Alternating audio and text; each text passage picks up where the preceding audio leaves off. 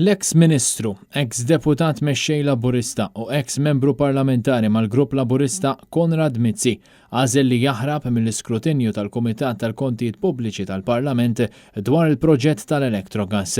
Dan hekk kif il-PAC bħalissa qed jinvestiga deal skandalus tal-Electrogas wara l-kundanna mill-Awditur Ġenerali.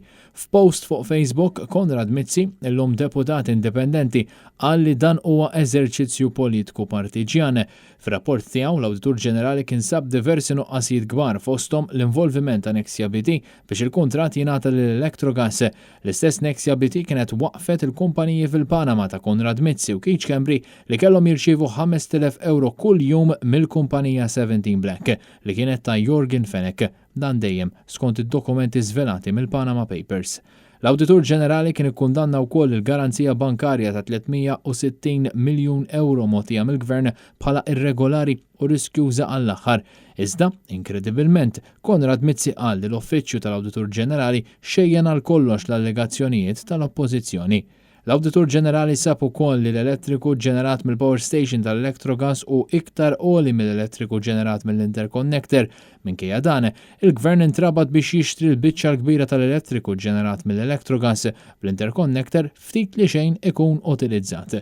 Wara l-iżviluppi tal-erba' filgħodu l-Partit Nazzjonalista qal li pajjiżna jixraqlu li ssir ġustizzja u li l-verità toħroġ huwa għalhekk li l-Partit Nazzjonalista se jibqa' jagħmel minn kollox biex joħorġu d-dettalji kollha dwar il-korruzzjoni tal-Electrogas ħalli l-poplu Malti jieqaf jinsteraq.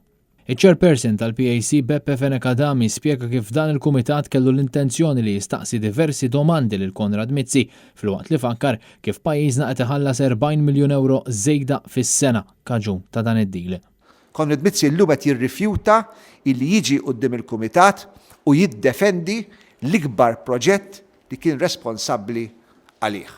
U allura din tpoġġi responsabilità ikbar.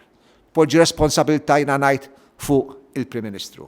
Carola Aquilina min-naħa tiegħu saħaq li llum għandna sitwazzjoni fejn Konrad Mizzi qed jammetti li għandu biża' kbira jitkellem dwar il-proġett li kien il-baby tiegħu għaliex spiċċa daru mal-ħajt. Qal ukoll li kieku Konrad Mizzi mar quddiem il-PAC kien ikollu jagħmel sigħat jirrispondi dwar il-pjan li għamlu il-Labour u ħbieb tagħhom biex jaqilgħu il-miljuni huma. Konrad Mizzi nfakkarkom ripetutament meta kien jiġi mistoqsi dwar il-proġett kien jgħid saqsuni li tridu. Ejdu li meta tridu niġi u nwieġeb il-mistoqsijiet kollha. Illum Konrad Mizzi moti l-opportunità fl-ogħla istituzzjoni tal-pajjiż jirrifjuta li jwieġeb il-mistoqsijiet li huma ovvji għal kulħadd. Tkellem ukoll Ryan Kallus li spjega kif il-poplu Malti wawċet jinsteraq minħabba d-deal li jagħmel Konrad Mizzi u l-Partit Laburista. Il-Gvern Laburista rabatna biex nixtru 70 sa 80% li tipproduċi l-Electrogas. Din ir-rabta tfisser li aħna qed inħallsu anke meta ma nużawx l-enerġija ġenerata mill-Electrogas u l-kontijiet xorta ma raħsux. Konrad Mizzi meta llum ma ġiex u mhux ġej fil-PAC qed jitrattakom minn għalih li intom ġaħan. Robert Abela ma kundannax li Konrad Mizzi mhux ġej illum.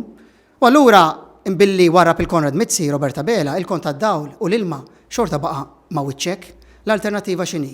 L-alternattiva hija l-bidla li tipproponi l-Partit Nazzjonalista. Il-Partit Nazzjonalista biss huwa l-partit li għandu l-kuraġġ, li għandu l-libertà, li m'għandux idejh marbutin li jinħall minn dawn l-iskandli kollha jġib il-flus lura illi ħaduhom minħall il-familji tagħkom.